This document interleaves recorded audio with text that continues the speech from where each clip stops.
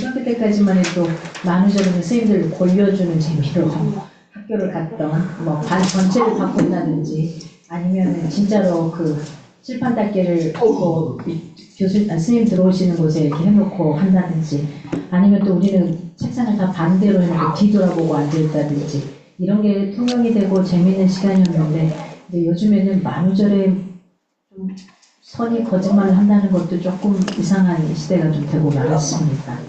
그렇게 해서 4월 5일 어제가 식목일이었습니다. 저희들 학교 다닐 때만 해도 4월 5일은 쉬는 날이었죠. 나무 심으러 가는 날이었는데 지금 나무가 정말 많이 필요할 것 같은데 그 나무를 심을 수 있는 여유가 또 없는 것 같은데요. 우리의 가슴 밖에 나무를 하나씩 심을 수 있으면 좋겠다 싶습니다. 어떤 나무를 심을 수 있을까요? 우리가 그동안 먹어 없애는 이런 상황 가운데 식목일이 되다 보니까 우리가 며칠 전에 계속해서 우리나라 엄청난 재난 산불 현장에서 와 그건 전쟁도 그런 전쟁이 없겠다 싶은 게 차에 겨우 타고 오니까 자기가 집에 놔둔 그런 중요한 것들 있잖아요. 뭐 금덩어리들 뭐 이런 것들을 챙기다가 미처 챙기다가 그걸 다 팽개치고 몸만 빠져나오는. 근데 그 상황 속에서 한 사람이 막 핸드폰을 찾으러 다시 들어간다는 거예요. 그러니까 남편이 지금 핸드폰이 중요하다고 놔두고 오라고. 그 사이에 불이 막 불어닥치는 강풍에 엄청 불어닥치는 사이를 뚫고서 가는 그리고 보이지 않는 그 현상 가운데서 왔다 갔다 하는 그것들을 보면서 정말 이 사람들에겐 전쟁이 따로 없었겠구나. 소돔과 고모라의 그 무너져가는 그 상황이 이 사람들에게는 있었겠구나 하는 이런 생각들을 좀 하게 됐습니다. 그래서 4월 6일 우리가 예수님의 순환절, 고난절, 사순절을 지나가는데요. 재미난 것은 좀 희한한 것은 사순절 기간이면 다른 때보다도 경험하지 않고 좀 경험할 때가 많더라고요. 그러다 보니까 그 고난 중에 우리가 광야의 노래를 계속 나누고 있습니다만 그 광야에서 하나님을 더 깊게 만나게 되고 나를 볼 수 있는 시간이 주어지는 것 같습니다. 그래서 어떤 상황이 주어져도 뒤로 처지지 마시고 그 속에서 하나님을 깊게 만날 수 있는 그런 시간들이 되었으면 좋겠습니다. 저희들 벌써 3월달까지 새우절이 지나고 4월달 암송구절 새롭게 나왔습니다. 함께 세 번 같이 읽고 시작하겠습니다. 데살로니가전서 5장 18절 말씀입니다. 데살로니가전서 5장 18절 말씀 함께 읽겠습니다. 세 번입니다. 시작. 데살로니가전서 5장 18절 말씀. 범사에 감사하라. 이것이 그리스도 예수 안에서 너희를 향하신 하나님의 뜻이니라. 데살로니가전서 5장 18절 말씀. 데살로니가전서 5장 18절 말씀. 범사에 감사하라. 이것이 그리스도 예수 안에서 너희를 향하신 하나님의 뜻이니라. 데살로니가전서 5장 18절 말씀. 데살로니가전서 5장 18절 말씀. 범사에 감사하라. 이것이 그리스도 예수 안에서 너희를 향하신 하나님의 뜻이니라. 데살로니가전서 5장 18절 말씀. 아멘. 자, 이 메시지는 그겁니다. 범사에 감사라는 건 매 순간 그럼에도 불구하고 어떠함에도 불구하고 감사하라는 겁니다. 이게 왜 감사해야 되냐? 그게 그리스도 예수 안에서 누구를 향하신? 나를 향하신 하나님의 뜻이라는 거예요. 그러면 나를 향하신 하나님의 뜻인데 어떠함에도 불구하고 지금 지질이도 울고 싶고 힘들고 지치고 짜증나는데 어떻게 감사할 수 있겠는가 하는 거예요. 그 순간을 감사로 바꾸면은 내 마음이 오히려 평안하게 되고 그 문제를 수월하게 풀어갈 수 있는 그런 일들이 벌어집니다. 그래서 우리가 범사에 감사할 수 있는 이런 삶들을 살아갈 수 있기를 바랍니다. 사도신경으로 저희들이 같이 신앙 고백 드리겠습니다. 나는 전능하신 아버지 하나님 천지의 창조주를 믿습니다. 나는 그의 유일하신 아들 우리 주 예수 그리스도를 믿습니다. 그는 성령으로 잉태되어 동정녀 마리아에게서 나시고 본디오 빌라도에게 고난을 받아 십자가에 못 박혀 죽으시고 장사된지 사흘 만에 죽은 자 가운데서 다시 살아나셨으며 하늘에 오르시어 전능하신 아버지 하나님 우편에 앉아 계시다가 거기로부터 살아있는 자와 죽은 자를 심판하러 오십니다. 나는 성령을 믿으며 거룩한 공교회와 성도의 교제와 죄를 용서받는 것과 몸의 부활과 영생을 믿습니다. 아멘.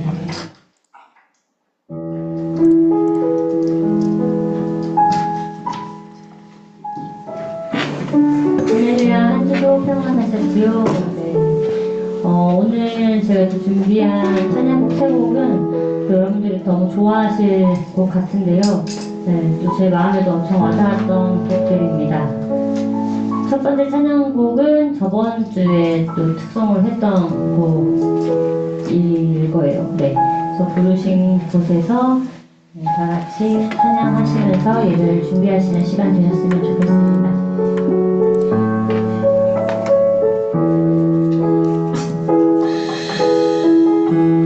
따스한 성령님 마음으로 보내 내 몸을 감싸며 주어지는 평안함 만족함을 느끼네 곳에서 나는 예배하네 어떤 상황에도 나는 예배하네 부르신 곳에서 나는 예배하네 어떤 상황에도 나는 예배하네 내가 걸어갈 때 길이 되고 살아갈 때 삶이 되는 그곳에서 예배하네 내가 걸어갈 때 길이 되고 살아갈 때 삶이 되는 그곳에서 예배하네 부르신 곳에서 나는 예배하네 어떤 상황에도 나는 예배하네 부르신 곳에서 나는 예배하네 어떤 상황에도 나는 예배하네 사랑과 진리에 한 줄기 빛보네 내 몸을 감싸며 주어지는 평안함 그 사랑을 느끼네 부르신 곳에서 나는 예배하네 어떤 상황에도 나는 예배하네 부르신 곳에서 나는 예배하네 어떤 상황에도 나는 예배하네 내가 걸어갈 때 길이 되고 살아갈 때 삶이 되는 그곳에서 예배하네 내가 걸어갈 때 길이 되고 살아갈 때 삶이 되는 그곳에서 예배하네 부르신 곳에서 나는 예배하네 어떤 상황에도 나는 예배하네 부르신 곳에서 나는 예배하네 어떤 상황에도 나는 예배하네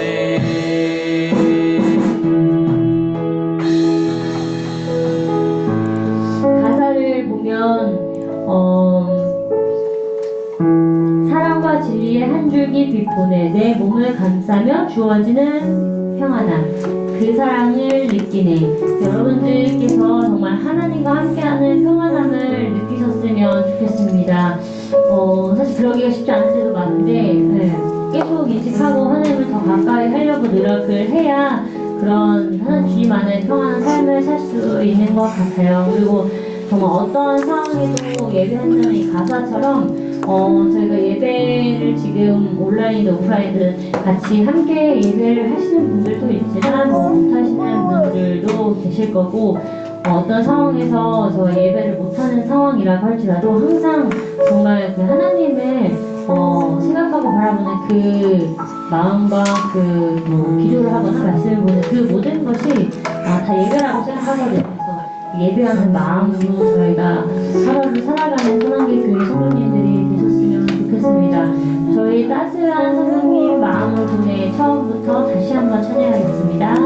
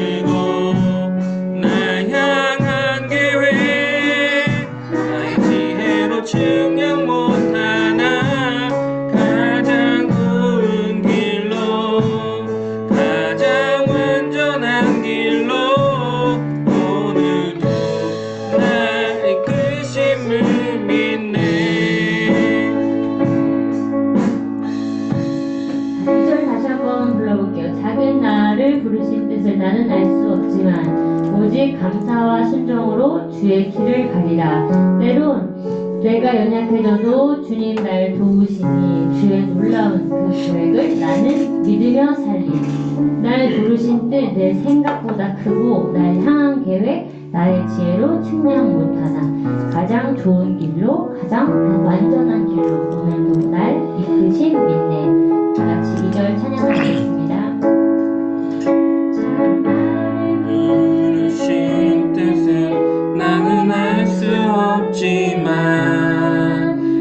오직 감사와 순종으로 주의 길을 가리라. 때론 연약해져도 주님은 오시니 주의 놀라운 그 계획을 나는 믿으며 살리.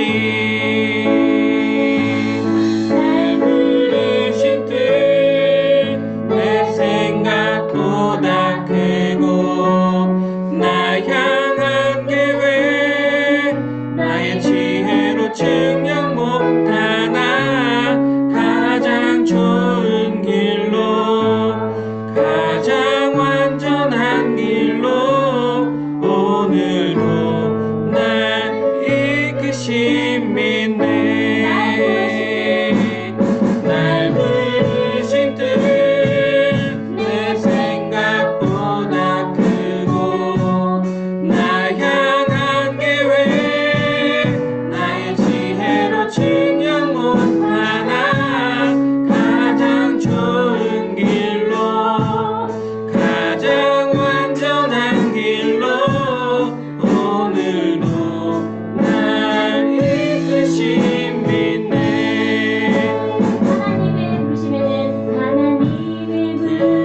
부르시면은 결코 하심이 없네. 내가 이 자리에 선 것도 주의 부르심이라. 하나님의 부르심에는 결코 실수가 없네. 나를 부르신 하나님의 진실하심을 믿네. 날 부르신 뜻 내 생각보다 크고 나 향한 계획 나의 지혜로 증명 못하나 가장 좋은 길로 가장 완전한 길로 오늘도 날 이끄신 믿네. 날 부르신 뜻 내 생각보다 크고 나 향한 계획 나의 지혜로 증명 못하나 가장 좋은 길로 가장 완전한 길로 오늘도 날 이끄신 믿네.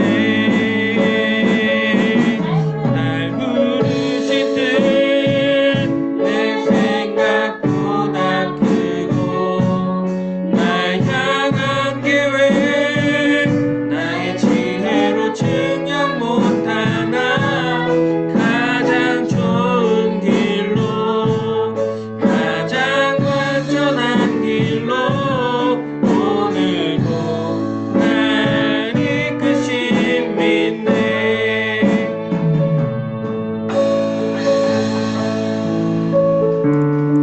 모든 능력과 모든 권세, 모든 것 위에 뛰어나신 주님, 세상이 측량할 수 없는 지혜로 모든 만물 창조하셨네. 모든 나라와 모든 보좌, 이 세상 모든 경이로움보다, 이 세상 모든 값진 보물보다도 더욱 귀하신 나의 주님. 십자가 고통당하사 버림받고 음연당하셨네. 짓밟힌 장미꽃처럼 나를 위해 죽으셨네. 나의 주. 고난주간인 한 주 동안 저희 하나님께서 묵상하셨을 텐데 정말 저를 위해 십자가에 돌아가신 그 예수님 저희가 마음으로 더 묵상하며 예배하는 그런 시간이 되셨으면 좋겠습니다. 다 같이 찬양하시겠습니다.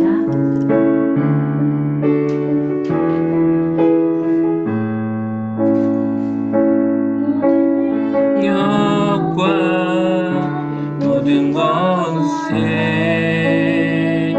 모든 것 위에 뛰어나신 주님 세상이 측량할 수 없는 지혜로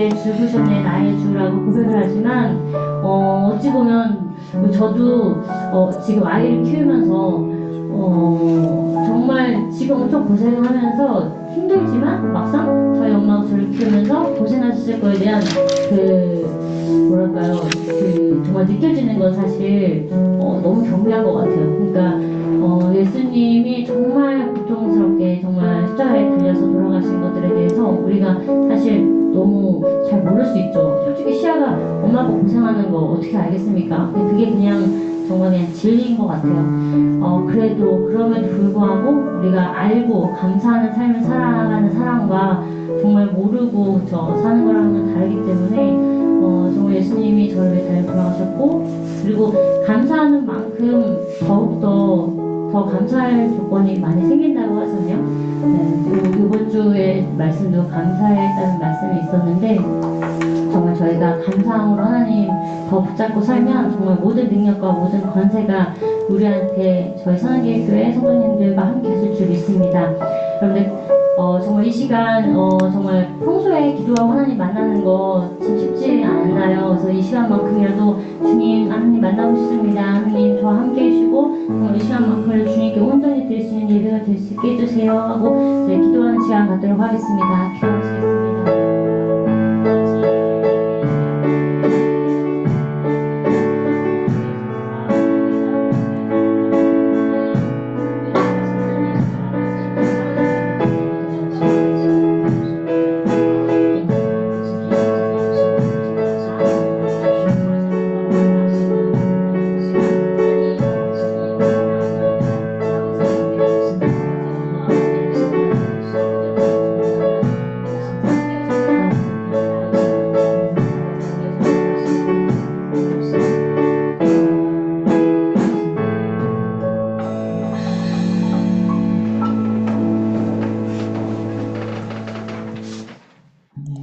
이제 우리 예배를 위해서 정혜선 사모님께서 기도해 주시겠습니다. 다 같이 기도하시겠습니다. 역사의 주관자 되시는 하나님 아버지, 오늘도 거룩한 주일을 맞아 저희를 예배의 자리로 인도해 주시고 경배와 찬양을 올려드릴 수 있는 은혜의 자리에 세워주시니 감사합니다. 오늘 예배를 통해 메마른 저희의 심령이 촉촉하게 회복되고 주님의 생명력으로 가득 채워지게 하여 주시옵소서. 이 시간 저희의 죄와 허물을 주님 앞에 고백합니다. 겉으로는 경건한 모습으로 살아왔지만 마음 깊숙한 곳에는 미움과 이기심이 자리 잡고 있지는 않았는지요. 우리의 삶을 돌아보며 또한 회개합니다. 주님, 이 모든 것 용서해 주시옵소서. 예배를 통해 저희의 삶이 진정으로 변화되고 더 이상 형식적인 신앙생활에 머물지 않고 참된 사랑과 겸손을 실천하는 그리스도의 제자로 거듭나게 하여 주시옵소서. 이 시간 간절한 마음으로 나라와 민족을 위해 기도합니다. 이 땅의 민주주의가 온전히 자리 잡게 하시고 이 혼란한 과정들 속에 서로 화합하고 상생하며 분열이 일어나지 않도록 도와주시옵소서. 앞으로 진행되어질 과정들이 순조롭게 잘 이루어질 수 있도록 도와주시옵소서. 먼저 우리 믿는 자들이 깨어서 나라를 위해 기도하게 하시고 올바르고 정직한 위정자가 우리나라를 이끌어갈 수 있게 준비시켜 주시옵소서. 경제 또한 어려워지지 않게 하시고 각 분야에서 애쓰는 이들이 국민의 고통을 진심으로 돌아보고 민생 안정을 위한 현실적인 부분들에 힘을 쏟아나가는 지혜를 허락하여 주시옵소서. 사순절 기간입니다. 우리 교회의 리더들이 각자 사순절을 묵상하며 지내는 것을 볼 때 참으로 감사합니다. 예수님의 고난과 부활에 함께하는 진정한 그리스도인으로서 나의 삶을 이 사순절 기간 동안 맡기며 깊은 묵상을 하기 원합니다. 주님, 이 또한 함께하여 주시옵소서. 선한길 교회에서는 전도회 또한 일하느로 자그마한 순서도 마련했습니다. 이웃에게 주님을 알리며 교회 생활을 같이 할 수 있는 새신자를 보내주시옵소서. 새신자를 위해 함께 기도하며 서로를 보듬어 나가는 기회가 이번 기회가 되기를 소망해 봅니다.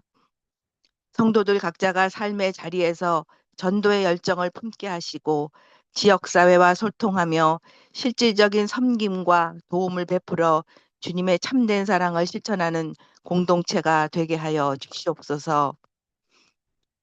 성도들의 삶과 그들의 가정을 위해 기도합니다.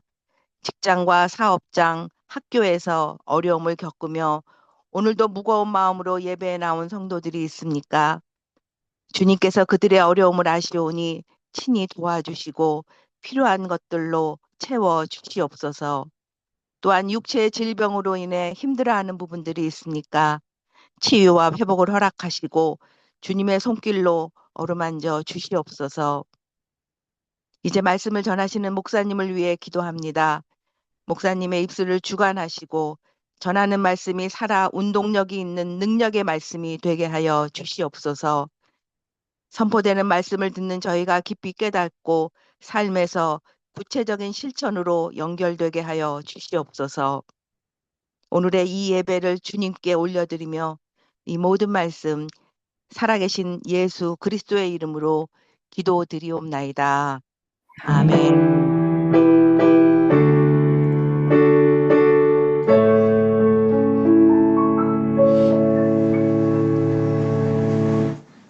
이 시간 준비한 예물 하나님 앞에 드릴 때에 정은희 리더님께서 특성으로 함께 하시겠습니다.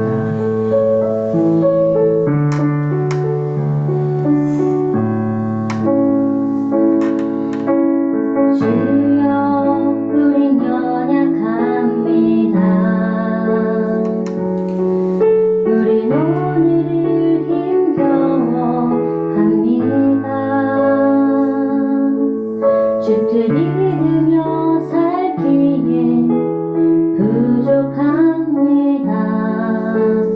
우린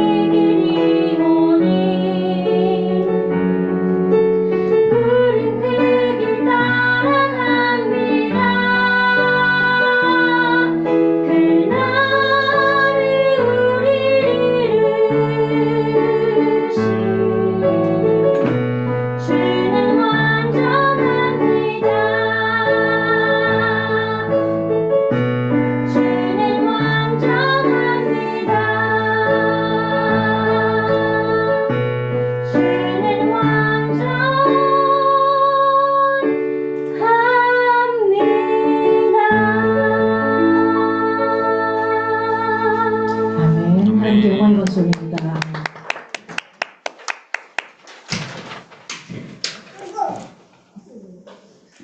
감사합니다. 오늘 함께 보실 말씀은 로마서 1장 1절에서 7절 말씀입니다. 제가 3번 지난주부터 오늘 두 번째 시간 로마서 1장 1절에서 7절 말씀입니다. 네. 우리 정효비가 자기가 꼭 읽어야 된다 그래서 앞으로 부르도록 하겠습니다. 정효비가 읽어줄 때 여러분이 같이 마음으로 읽어주시면 되겠습니다. 자, 앞으로 나오세요. 로마서 1장 1절에서 7절 말씀입니다.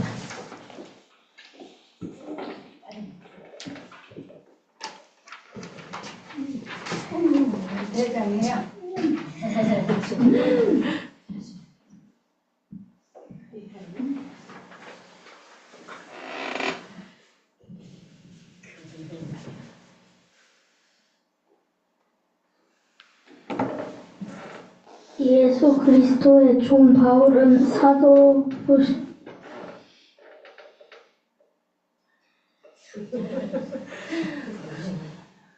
부르심을 받아 하나님의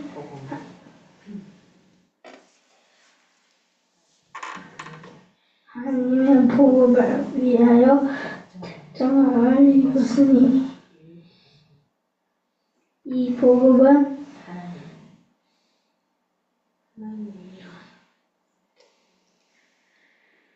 하나님이 선지자들을 통하여 그의 아들에 관하여 성경에 미리 약속한 것이니라.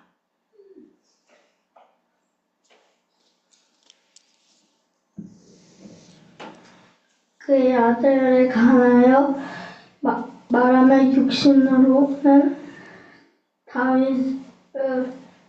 다윗의 혈통에서 나셨고 성결의 영으로는 죽은 자 가운데에서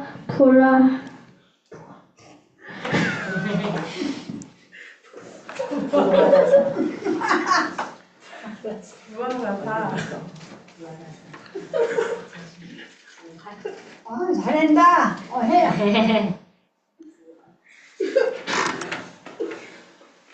부활하사 능력으로 하나님의 아들로 선포되었으니 곧 우리 주 예수 그리스도시니라.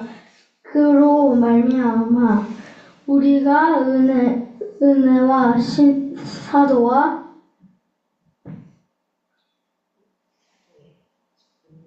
사도의 직분을 받아 그의 이름을 위하여 모든 이방인 중에서 믿어 순종하게 하나니 너희도 그들 중에서 예수 그리스도의 것으로 부르심을 받은 자니라. 로마에서 하나님의 사랑하심을 받고 성도로 부르심을 받은 모든 자에게 하나님 우리 아버지와 주 예수 그리스도로부터 은혜와 평강이 있기를 원하노라. 아멘.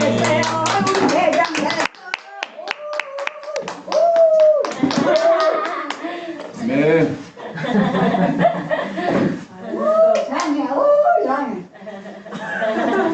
네, 우리 정효미한테는 큰 도전입니다. 네, 큰 도전이고요. 또 이 자리에 우리가 더 좋게 편안하게 할 수도 있지만 또 그 자리에 함께 할 수 있다라는 거, 이건 잘하고 못하고의 차이가 아니라고 생각합니다. 오늘 로마서 1장 1절에서 7절 말씀입니다. 그 중에서도 1절 말씀을 가지고 지난주에 예수 그리스도의 종에 대해서 바울을 소개했고요. 오늘 두 번째 시간으로 그 다음 사도로 부르심을 받아 이 부분을 가지고 함께 나누고자 합니다. 오늘 이 본문을 한 4가지 정도로 나눠서 말씀드리려고 합니다. 첫째는 사도에 관한 내용입니다. 그리고 두 번째는 바울 사도가 될 수 있는 자격을 갖춘 사람에 관한 이 내용을 가져갈 거고요. 세 번째는 사도로 부르심을 받았다는 바울의 말에 나오는 부르심을 받았다는 이 말씀에 관한 내용을 보고자 합니다. 그리고 마지막으로 네 번째는 부르심을 받았다는 바울의 자기소개를 통해서 오늘 우리가 받아야 될 교훈이 뭔가 오늘 이 내용을 통해서 이렇게 나누고자 합니다. 첫 번째로 살펴볼 것은 사도에 관한 내용입니다. 여러분, 사도가 누구이고 누가 언제 사도를 세웠고 그리고 사도를 세운 목적이 뭐고 그러면 사도에게 주어진 사명이 무엇인가 하는 겁니다. 사도라는 단어가 신약 성경에 104번 나옵니다. 사도로 번역된 헬라어 단어는 아포스톨로스입니다. 아포스톨로스. 이 아포스톨로스라는 단어를 일반 헬라어 사전에서 찾아보면 이런 의미가 있습니다. 임금으로부터 어떤 사면을 받아 사신으로 파송받은 자. 우리 이건 이런 거죠. 우리나라를 대표해서 해외에 나가 있는 사람들 있죠. 그 사람 대사들, 한국을 대표한 대사들이죠. 영사들. 이런 사람들과 같은 사람이 사도라고 보면 될 것 같습니다. 그런데 신약 사전에서는 사도는 예수님께서 어떤 특별한 사명을 감당하도록 많은 사람들 가운데 선택해 세운 자로 그리고 사도로 세움받은 사람에게는 예수님의 권위가 주어진 겁니다. 이 설명을 좀 더 쉽게 덧풀이하면 이런 겁니다. 사도는 세상에 복음을 전파하는 일 그리고 교회를 설립하고 지도하는 일, 이 일을 위해서 예수님의 선택을 받아서 세상에 파송된 자, 이게 사도입니다. 그래서 예수님께서는 그들에게 예수님을 대신할 충분한 권위를 다 주셨어요. 그 권위를 가지고 다 하라는 겁니다. 마음껏. 그런 사람이, 이런 사람이 바로 사도입니다. 그렇다면 그런 사도를 누가 언제 무슨 목적으로 세웠는가 하는 겁니다. 목적이 있지 않겠습니까? 그리고 사도로 세움받은 사람에게 주어진 사명이 무엇일까 하는 겁니다. 사도를 처음 세운 내용이 누가복음 6장 13절 말씀에 나옵니다. 누가복음 6장 13절에 이렇게 말합니다. 밝음에 그 제자들을 부르사 그 중에서 12를 택하여 사도라 칭하였으니 이전에는 사도가 없었습니다. 그런데 이때 12, 예수님의 12제자를 택하여서 사도라 칭했다는 겁니다. 예수님께서 공생에 지금 이 사순절 기간을 시작하시면서 많은 무리가 예수님을 따랐습니다. 그 무리 중에는 예수님께서 행하신 기적이나 보려했던 그런 사람들도 있을 거고요. 또 어떤 사람들은 진짜로 이분이 말씀하신 그 말씀대로 배우고 따라가고자 하는 제자들도 있었을 겁니다. 그런데 그때 당시 권력을 가지고 있던 유대교 종교 지도자들이 예수님의 이 사역을 방해하려고 조직적으로 움직이기를 시작합니다. 그런 그들의 움직임에 예수님께서는 하나님께서 맡겨주신 사명인 온 인류를 위한 구원사역을 틀림없이 잘 감당하기 위해 홀로 산에 들어가셔서 밤새 기도하십니다. 우리의 삶과는 좀 다르죠. 우리는 어떤 일을 거사를 치르려고 하면은 사람들과 더 근하게 친해지고 거리에 나가서 사람들에게 떠벌리며 어떻게 할까 이 조언을 구할 텐데 예수님은 가장 큰 이 사도를 뽑을 때 사역을 위해서 어떤 자를 뽑을까를 홀로 모든 사람을 뒤로하고 홀로 들어가서 하나님과 기도하며 독대하는 시간을 갖습니다. 그리고 날이 밝자 산에서 내려오죠. 그리고 예수님을 따르고 있던 사람들을 다 부릅니다. 예수님을 따르고 있던 사람들 어마어마한 사람들이 있었을 거고 또 가장 채찍근에서 따르는 사람들이 있었을 겁니다. 그들 가운데 딱 12명만 제자를 택하시고 그들로 하여금 사도라 이렇게 말씀하십니다. 많은 사람이 있지만 다 이 사도의 길, 제자의 길을 걸을 수는 없습니다. 그렇게 사도를 세우신 분은 바로 예수님이고 사도를 세우실 때는 바로 예수님께서 감당하고 계셨던 구원 사역에 대한 방해가 시작된 때였습니다. 그러게 예수님께서 그때 사도를 세우신 목적은 한마디로 어떤 방해 속에서도 하나님께서 맡겨주신 온 인류를 위한 구원의 길을 열어놓아야 할 사명을 잘 감당하시기 위해서였습니다. 그런데 그때만을 위해서 예수님께서 사도로 세우셨을까? 아닙니다. 그때 이후에 예수님께서는 그 사명을 십자가의 고난과 부활을 통해 구원사역을 감당하시고 승천하셨습니다. 그러면서 예수님께서 승천하신 이후에 예수님께서 하셨던 그 구원 사역을 누가 하느냐? 사도들을 통해 계속 진행하게 하시는 겁니다. 지금은 사도는 없습니다만 저와 여러분이 담당해야 할 일입니다.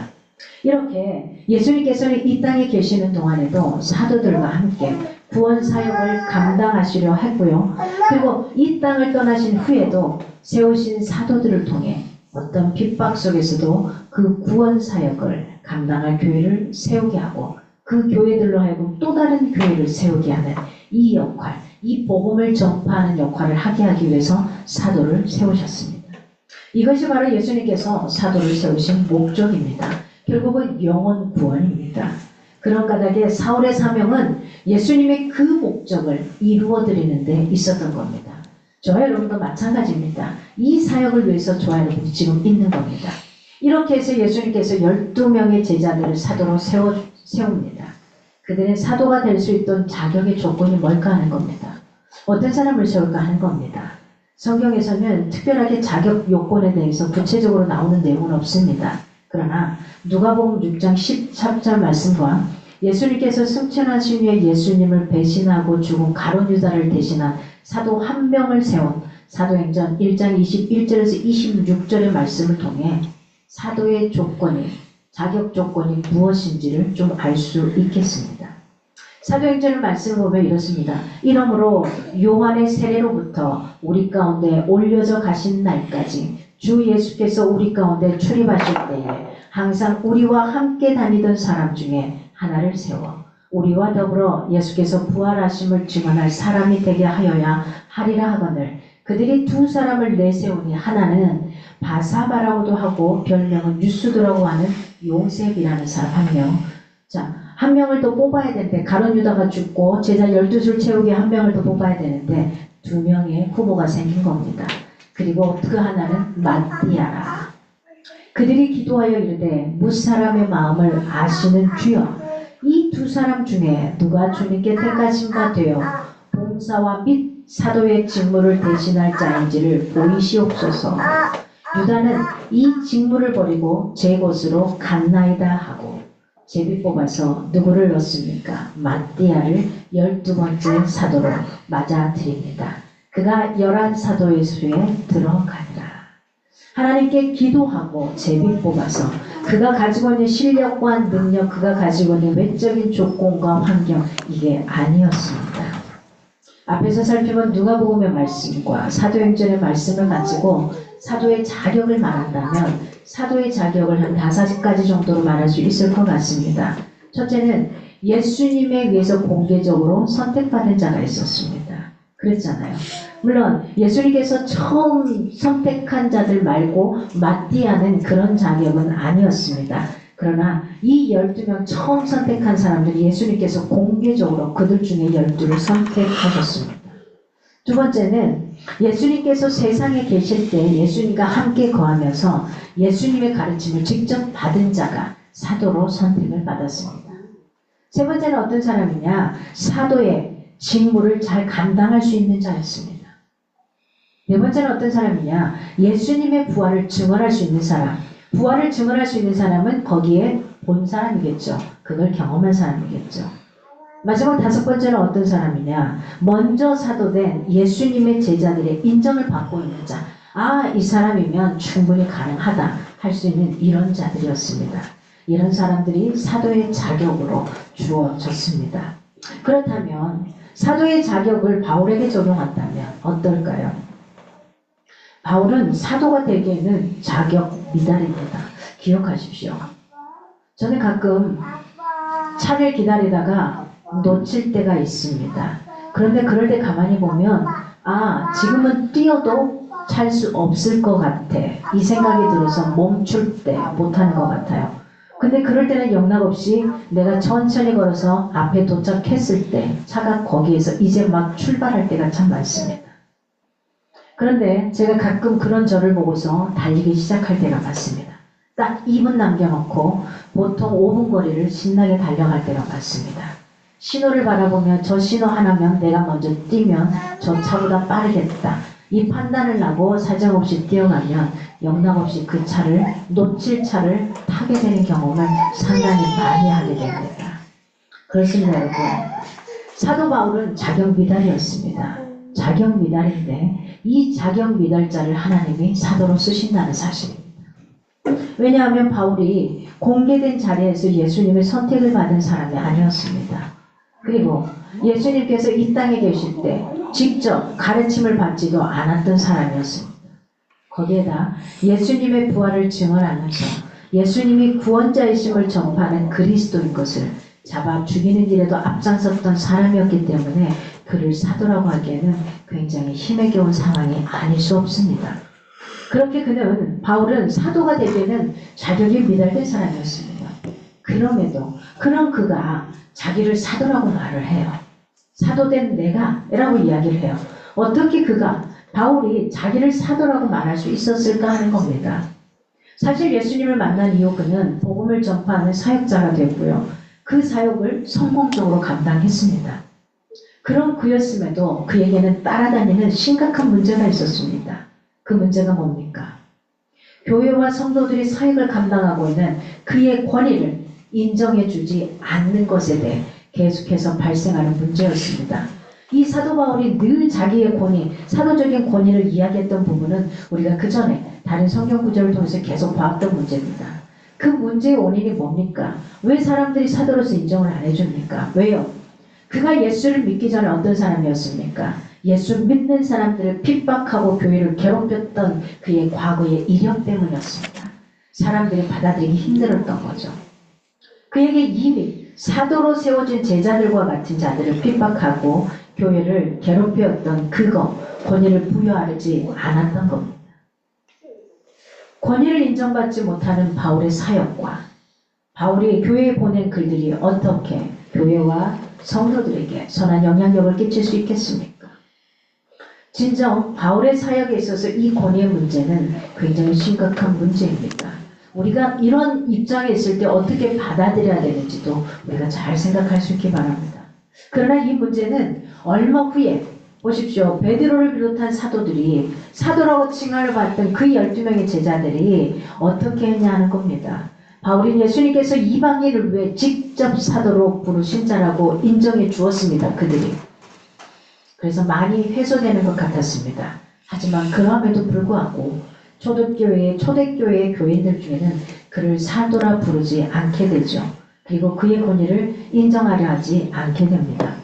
그래서 바울은 그런 사람들에게 자기가 사도임을 증명하고자 내 자신이 사도임을 굳이 증명할 필요가 없었던 교회와 성도들에게도 보내는 서신서들이 있었습니다. 즉 빌립보서, 데살로니가 전서, 데살로니가 후서, 빌레몬서 이 4개의 서신을 제외한 나머지 바울이 19개를 썼다 그랬다니 13개를 썼다 그랬잖아요. 이 13개의 서신서 중에 9개 서신에는 처음 부분에 자기를 소개합니다. 이렇게요. 예수 그리스도로부터 사도로 부르심을 받은 자 이렇게 소개합니다.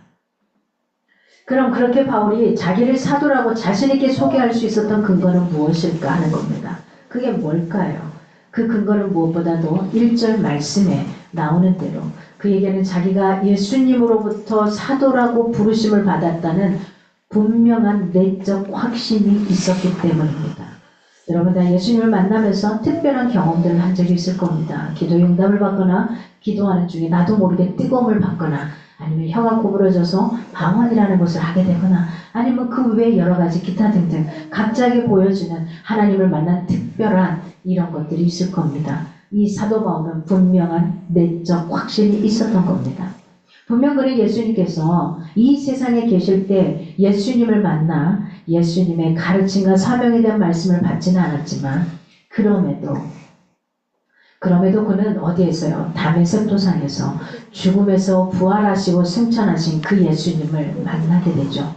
직접 만나서 예수님의 그 말씀을 직접 듣게 됩니다. 사도 바울은 부활의 증인은 아니었습니다. 그는 예수님을 따라다니는 자도 아니었지만은 그가 다시 탄생하신 예수 그리스도의 말씀을 직접 듣게 되죠. 그리고 유대교 신앙을 가지고 예수님을 구원자로 믿는 사람과 교회를 핍박하기도 했지만 그럼에도 그는 누구를 만납니까? 아나니아를 만나게 돼서 세상을 다시 보는 은혜를 받게 되죠. 구원자이신 예수의 이름을 모든 사람들 앞에 전하기 위해 그는 사도로서 택함을 받은 자가 되는 것입니다. 세 번째로 우리가 살펴볼 내용은 이겁니다. 사도로 부르심을 받았다는 바울의 자기소개에 나오는 부르심을 받았다는 말의 의미에 관한 겁니다. 부르심을 받았다라는 헬라어의 단어는 클레토스입니다. 이 클레토스의 뜻은 어떤 의미냐? 선택되다, 부르다, 임명되다 이런 표현입니다. 부르심을 받았다는 건 그겁니다. 선택이 된 거고요. calling, 부르심을 받은 겁니다. 임명이 된 겁니다. 임명장을 수여받은 겁니다. 그런데 이 클레토스라는 단어의 뜻을 신학적인 관점에서 풀이한다면 그 뜻은 어떤 사람을 예수님께서 선택하셨고 부르셨으며 임명하셨다 이런 의미입니다. 그러기에 바울이 자기가 사도로 부르심을 받았다고 한 자기소개 말에는 자기는 예수님께서 사도로 선택하여 불러주셨고 임명해 주신 사람이라는 의미가 담겨 있습니다. 그런 까닭에 자기에게는 예수님께서 주신 사도의 권위가 있고 또 사도인 자기에게 예수님께서 맡기신 사명이 있다는 의미가 담겨 있습니다. 그렇게 바울은 자기가 사도로 부르심을 받았다는 자기소개를 통해 로마서의 수신자를 비롯한 모든 서신의 수신자들에게 사도의 권위를 가진 자기를 사도로 인정해 주기를 간절히 원했습니다. 인정해 주지 않으니 이 사람을 받으려고도 하지 않고 이 사람 메시지를 들으려고도 하지 않거든요. 또 자기가 감당하고 있는 사명이 예수님께서 맡겨주신 사명이니 교회와 성도들은 자기가 전하는 신앙의 내용을 확실하게 믿고 신앙의 길을 바로 걸어가기를 원했습니다. 마지막 네 번째로 살펴볼 내용은 사도로 부르심을 받았다고 자기를 소개한 바울의 자기소개를 통해 받아야 할 교훈이 뭐냐 이거죠. 우리가 받아야 될 교훈이 뭐냐는 거예요. 오늘 이 받아야 할 교훈을 한 세 가지 정도로 이야기해보면 첫 번째는 이겁니다. 바울이 자기를 사도로 부름받은 자라고 당당하게 말씀할 수 있었던 이유를 살펴보면 앞에서 바울이 그렇게 말할 수 있는 근거로 그에게 예수님께 사도로 부르심을 받았다는 분명한 내적 체험을 통해 갖게 된 확신입니다. 저와 여러분에게 예수님을 만났던 그 첫사랑, 언젠가 만났던 내가 예수님을 떠나서는 안 된다는 이 첫사랑을 가졌던 그 내적 체험의 확신을 우리가 늘 갖고 살아가기를 원합니다. 우리는 그런 내적 체험에서 온 확신과 함께 그가 그렇게 말할 수 있었던 또 하나의 이유를 외적인 것에서도 찾을 수 있습니다.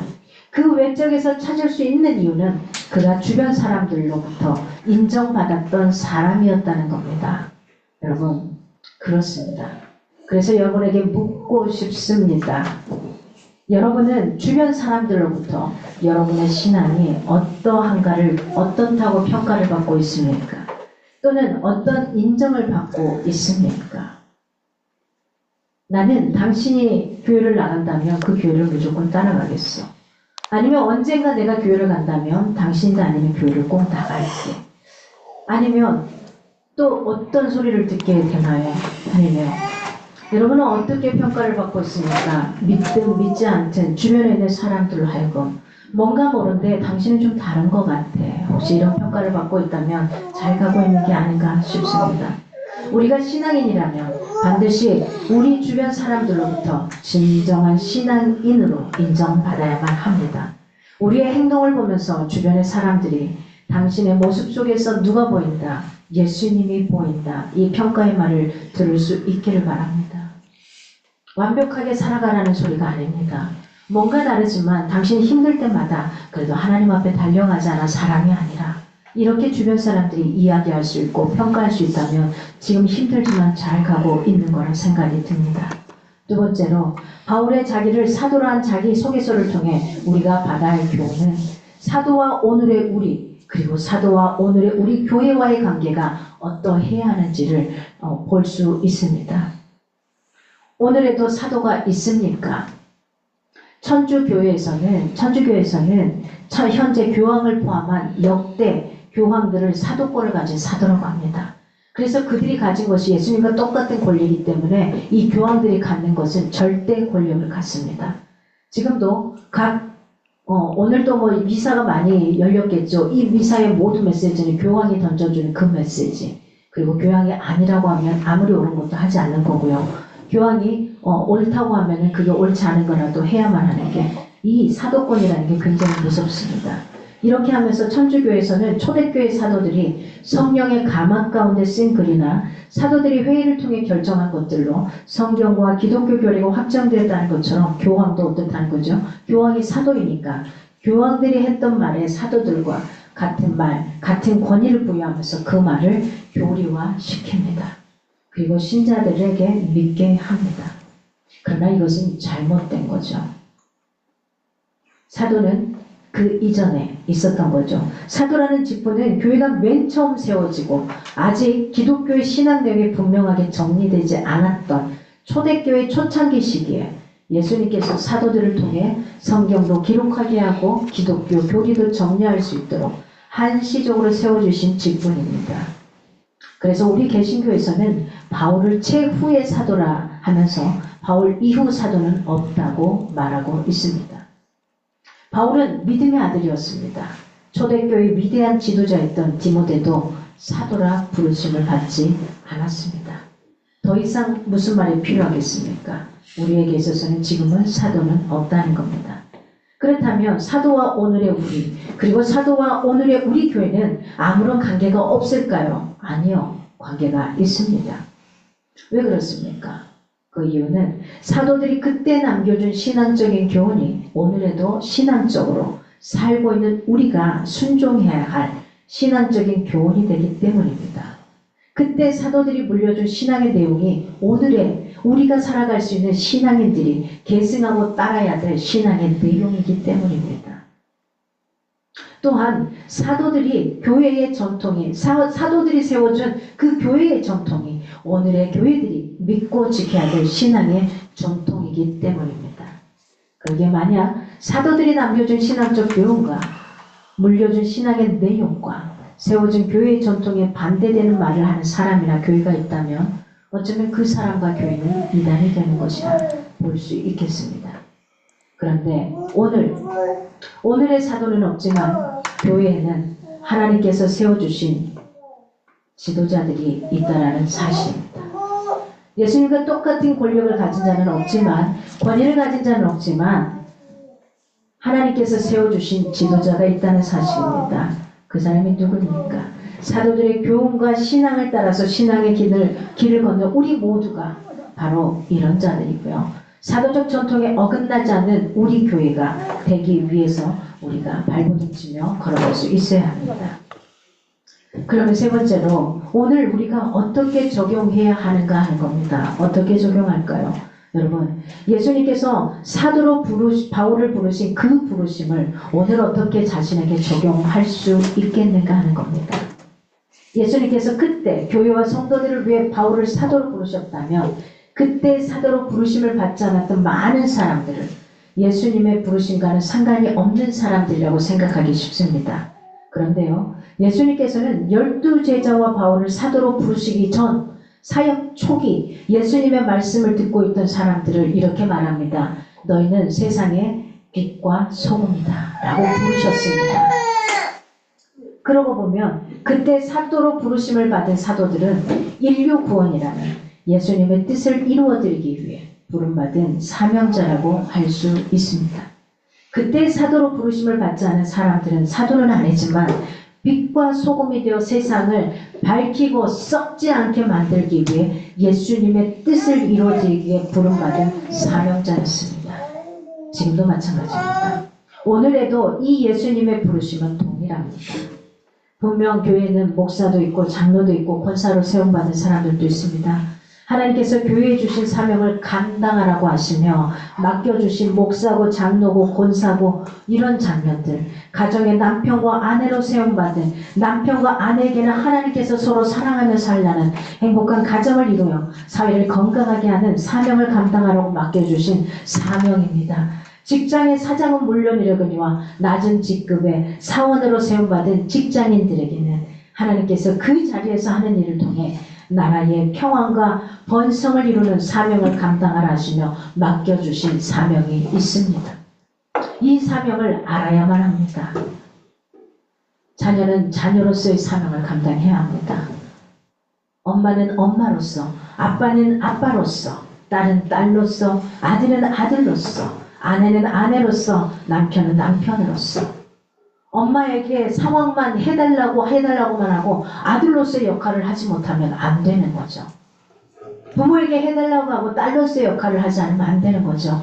우리는 각자의 그 역할에 맞춰서 사명이 있는 겁니다. 자, 사업체를 이끌어가는 CEO가 자기 것만 해달라고 하면 안 되겠죠. CEO로서 사명을 하지만 직원은 직원으로서의 사명을 감당해야만 하는 겁니다. 이 사명을 알아야만 합니다. 물론 그 사명을 감당하기에 힘들 때도 있을 겁니다. 그 일과 책임이 부담스러울 때도 있을 겁니다. 그렇잖아요. 아무리 이렇게 사랑스러운 아이라 할지라도 부담스러울 때가 있어요. 내가 정말 사랑하는 부모라 할지라도 정말 죄송합니다. 꼴도 보기 싫을 때가 있어요. 내 부모라도. 이게 내가 너무 사랑해서 결혼했는데 정말 말도 하기 싫을 때가 있어요. 그 순간들이 누구에게나 다 있다라는 겁니다. 그런데 그게 사명이기에 어떻다는 거예요. 그걸 넘어서기도 하고 걸어가기도 한다는 겁니다. 어쩌면 우리는 한 남자와 한 여자가 만나서 결혼해 사는 것은 광야 학교에 부부 학교에 입학한 겁니다. 그러니 때로는 힘에 겹고 때로는 행복한 날이 더 많은 것이 분명함에도 불구하고 힘들고 지칠 때가 더 있는 것처럼 느껴지더라는 겁니다. 그래서 그냥 다 포기하고 싶을 때도 있습니다. 그럼에도 어떻습니까? 지금 해야 할 그 일이 하나님께서 나에게 맡겨주신 일이고 교회와 가정과 직장에서 불리워지는 자신의 이름이 하나님께서 주신 이름이고 사명인 것을 인정해야 합니다. 그리고 그 일을 감당해야 하고 그 이름대로 살아야 하는 겁니다. 내가 CEO면 CEO답게 일을 해야지 저기 밑에 있는 말단 직원처럼 일해서는 안 되는 거죠. 이것이 종교개혁의 가장 사상 가운데 가장 중요했던 내용인 직업 소명 사상입니다. 즉 사람은 자기가 살고 있는 자리가 어떤 자리인지 그 자리에서 내가 세상의 빛과 소금이 되어 살아야 하고 자기의 직업이 무엇이든지 그 직업을 통해 세상의 빛과 소금이 되어야 하는 거고요. 자기를 부르는 이름이 높은 이름이든 낮은 이름이든지 그 이름을 소중히 여기며 세상에서 빛과 소금의 역할을 잘 감당해야 합니다. 저는 그렇습니다. 밖에 나가면 다양한 이름으로 익힙니다. 어떤 사람들은 목사님이라고 합니다. 어떤 사람은 이모라고 합니다. 어떤 사람은 고모라고 합니다. 어떤 사람은 교수님이라고 합니다. 어떤 사람은 언니라고도 합니다. 어떤 사람은 아줌마라고도 합니다. 어떤 사람은 아가씨라고도 합니다. 어떤 사람은 선생님, 어떤 사람은 저에게 그렇게 말합니다. 할머니라고도 합니다. 근데요, 전혀 어떻게 부르든 저는 상관이 없습니다. 그게 다 저거든요. 어떤 쌤은 국어쌤이라고도 합니다. 그게 다 저거든요. 접니다. 어떤 사람은 박사님이라고 불러줍니다. 그 현장에 가면 그렇게 말합니다. 그 현장에는 그런 사람들만 모였기 때문에 그렇게 말합니다. 김 박사 이렇게 이야기를 합니다. 근데요, 그 자리에서 김 박사 안 불러주면 어떤 사람은 되게 화를 내는 경우도 있습니다. 짜증을 내요. 이게 뭘까요? 그 이름에 걸맞게 우리는 사명자로 부여받은 거지 그 이름을 가지고 무엇인가 휘두르기 위함은 아니라는 겁니다. 그래서 종교개혁자인 마르틴 루터는 직업이라는 독일어 단어, 우리 이재덕 성도님이 독일어 전공자인데 딱 한 문장만 아신다 그랬으니까 독일어로 직업이 베루트입니다. 이 베루트를 소명의 영어 단어인 콜링이라고 해석합니다. 콜링. 그러니까 이 직업은 콜링이 있어야지만 한다라는 거예요. 그 콜링이 없이는 할 수 없다라는 겁니다. 진정한 목사도 소명자이고 전도사도 소명자이고 장로도 권사도 저는 이런 직급같이 만들어진 이게 아니어서 다 리더라고 이야기를 했습니다. 리더라는 소명을 가진 사람들입니다. 그리고 남편도 소명이고 아내도 소명이고 아이도 소명이고 딸도 소명이고 아들도 소명이고 그렇습니다.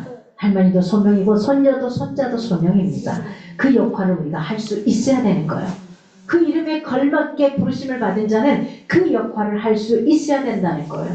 그리고 대통령도 사장도 소명입니다. 낮은 직급의 공무원이나 회사의 청소원도 소명입니다. 콜링이 있는 겁니다. 그러니 내가 내 역할을 해야지만 그 사명을 감당하고 있는 자라는 겁니다. 사람의 눈에는 차이가 있겠죠. 그러나 하나님께서 부르신 자리 가운데 귀하고 천한 자리는 없습니다. 하나님께서 맡겨주신 직분 가운데 높고 낮은 자리는 없습니다. 자, 간밤에 어지러진 수많은 길거리에 있는 것들을 밤새 새벽녘에 다 치워가는 미어원들이 있었기 때문에 가능한 겁니다. 그들이 낮은 직급입니까? 아니요. 아닙니다. 각자의 불러준 사명의 자리가 다른 겁니다. 그러게 우리는 자기의 삶의 자리와 자기의 직업과 자기에게 주어진 이름을 소명으로 알고 살아야 하는 겁니다. 그래서 저는 이렇게 생각합니다. 제 아버지가 제 이름 한 땀 한 땀을 지어주신 빛날 휘에 발을 쪄 바르게 빛나기를 원했던 그 마음대로 이름값하며 살기를 바랍니다. 저는 제 이름의 소명도 제가 가지고 살아갑니다. 이 소명을 깊이 인식하고 이 소명에 최선을 다하여 사는 저와 여러분이 되기를 바랍니다. 마무리하고자 합니다. 바울은 자기 자신을 사도로 부르심을 받은 자라고 합니다. 그리고 그 부르심에 합당한 삶을 살았습니다. 그래서 다시 묻습니다. 하나님께서 여러분을 지금 어떤 사람으로 부르셨습니까? 그리고 지금 여러분은 그 부르심에 합당한 삶을 살고 있습니까? 교회의 리더로, 봉사자로 불러주신 가정의 아내로, 가정의 남편으로, 가정의 자녀로, 가정의 부모로 불러주신, 그리고 직장과 사회의 여러 이름으로 불러주신 하나님의 부르심을 깊이 인식하며 그 부르심에 합당한 삶을 사는 저와 여러분이 되기를 바랍니다. 자, 학생으로서 부르심을 받은 자는 학생으로서 역할을 해야죠. 노는 자로 부름을 받는 게 아니기 때문에 그렇습니다. 우리가 어떤 사명자인지 이번 한 주간을 살면서 나에게 있어서 사도 바울이 자기를 소개하며 사도로서 소개한 것처럼 나의 사명자로서 내가 어떤 사명을 갖고 살아가야 되는지 이번 한 주간은 다시 한번 내 삶의 사명 선언서를, 삶의 비전을, 삶의 목표를 다시 잡을 수 있기를 원합니다. 목적지는 우리는 하나님 나라입니다. 목적지는 우리는 하나님께로입니다. 그러나 그 목적지로 가기 위해 목표치가 어느 만큼 갈 것인가 이겁니다. 여러분 사명이 분명하면, 여러분 목적지까지 가는 게 분명하면 그 목표치는 간단하고 쉽게 힘들 때도 있지만 갈 수가 있습니다. 우리가 이렇게 살아갈 수 있는 귀한 날이 되기를 소망합니다. 이제 우리 함께 기도하며 나가겠습니다.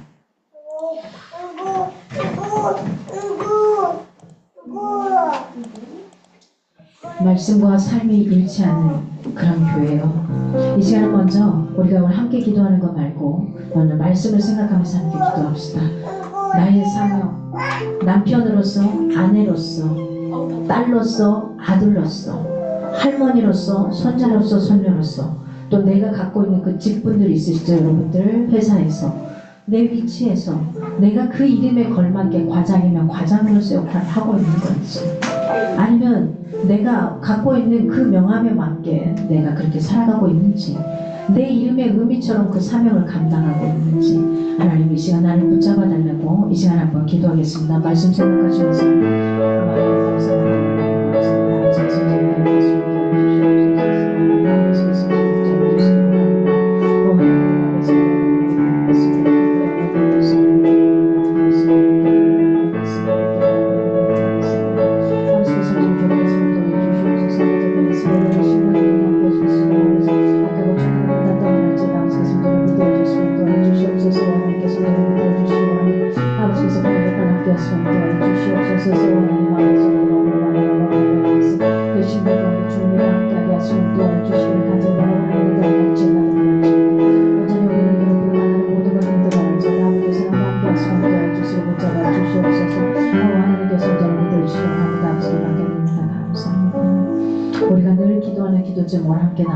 하루에 10분 하나님 말씀과 삶이 일치하는 삶을 살아가기 위해 발버둥치게 하소서.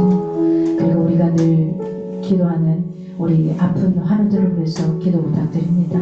우리 장로님은 많이 좋아졌다고 하네요. 계속해서 끊임없이 기도해 주시면 감사하겠습니다. 여러분 주변에 또 기도해야 될 영혼들이 있다면 기도해 주시고요.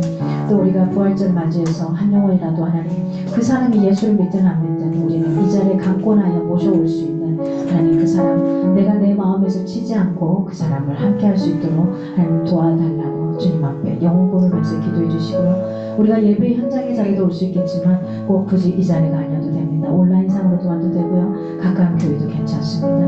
하나님께서 온전히 붙들어 달라고 기도해 주시길 바랍니다. 우리가 돕고 후원하는 것들을 위해서 기도해 주시고요. 우리 사업체들을 위해서 기도 부탁을 드립니다. 사업체들을 위해서 늘 하나님 원하시는 귀한 것들로 나가고요. 특별히 이번 주 목요일 날은 우리 까미수피아가 수원 영통에 하나를 더 오픈했습니다. 어머님과 함께 해나가는데요. 그쪽도 같이 해나갈 때 하나님 그 속에서도 하나님 사람을 만나서 또 놀라운 축복하심을 어떻게 마주할지 모르지만 하나님 붙들어 달라고 기도해 주시고요. 우리 또 오셈 스터디온 학원은 조금 확장해서 나갈 것 같습니다. 하나님 이루어가는 모든 것들 가운데 인간의 두려움이 아니라 하나님이 주시는 것들로 잘 채워가고 선생님들이나 새롭게 만들어지는 여러 가지 구조들을 잘 해갈 수 있도록 우리 오미정 리더님에게 지혜를 달라고 기도 부탁을 드리겠습니다. 또 우리 박영찬 가구 갤러리도 또 옮길 생각을 하고 있습니다. 지금 장소를 보고 있는 중에 있고요. 가장 적절한 곳으로 나갈 생각을 하고 있습니다.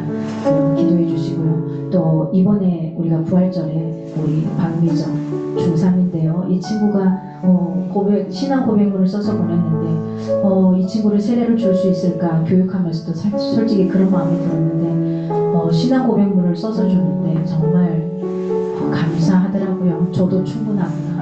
이 아이의 마음에 예수님이 있구나. 이 생각을 하게 됐습니다. 그래서 우리가 늘 함께 기도해 주시면 감사하겠습니다. 우리가 하는 이 모든 것들로 함께 기도하시겠습니다. 하나님 감사합니다.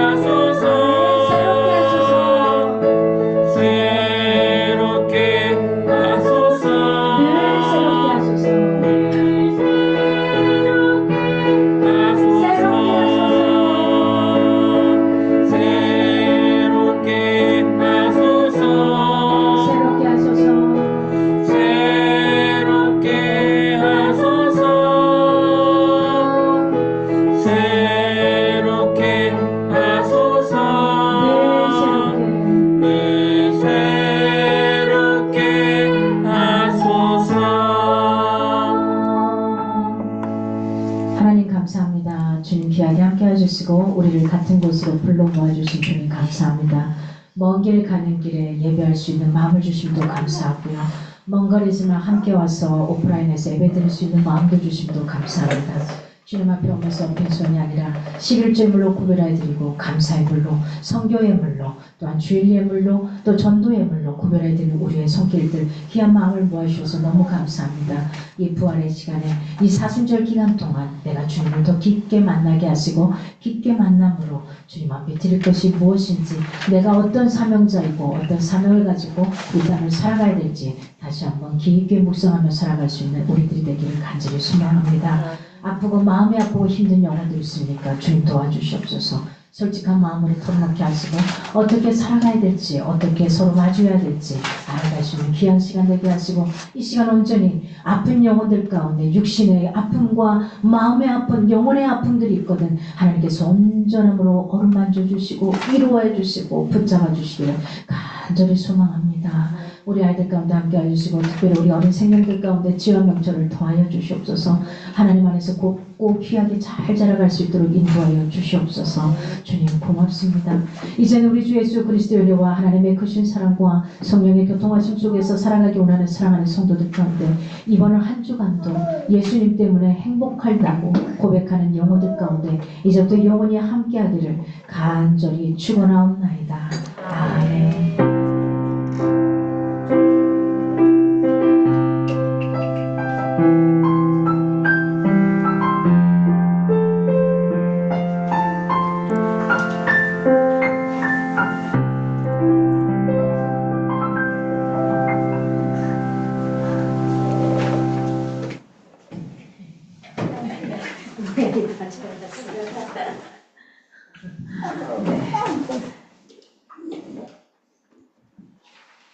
감사합니다. 다음 주는 우리 이충우 리더님 기도, 그다음에 특성은 정선 리더님 되겠습니다. 네. 그 다음에 셋째 주가 부활절입니다. 우리 기도님 정희선 사모님, 그 다음에 부활절 모든 그 담당하시는 분들 특성들 중간중간에 넣겠고요. 이날 성찬식과 세례식 한 명 있겠습니다. 중상 친구. 직접 와서 세례, 지금 저랑 세례 교육을 계속 받고 있고요. 그다음 매일 세례의 의미에 대해서 성경 구절을 필사하고 있고요.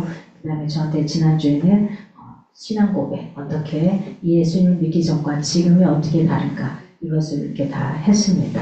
그래서 쭉 나가면 될 것 같고요. 저희들 다음 주에는 준비한 우리 그동안 전도 예물로 모아놨던 것들, 이 예물 가지고서 준비해서 다음 주에는 예배 후에 아니면 예배 전에 좀 가능하다면 미리 이렇게 우리 오피스텔에 문고리 전도하도록 하겠습니다. 그래서 우리 있는 사람들로 하여금 열심히 하도록 하겠고요.